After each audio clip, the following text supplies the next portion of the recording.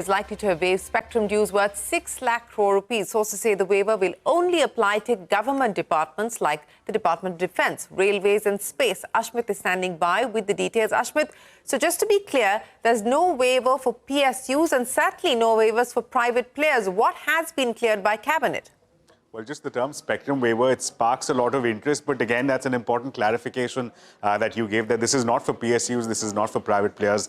This waiver that has come from the Cabinet, what sources tell us, is strictly and strictly for only government departments.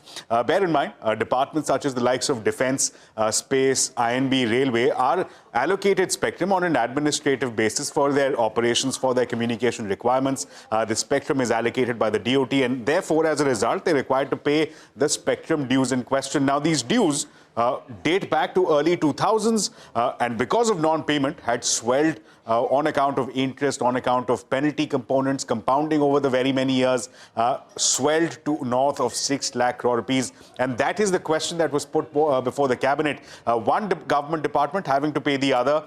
The wisdom was seen by the Cabinet that given that this is a situation where the left hand appears to be paying the right, the wisdom was seen by the Cabinet to grant a waiver.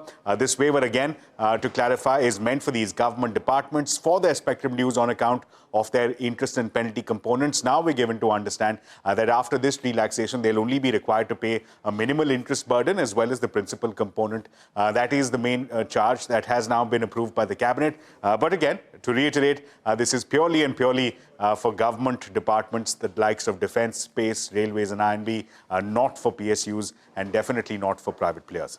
All right, Ashwin, many thanks. Now, finance.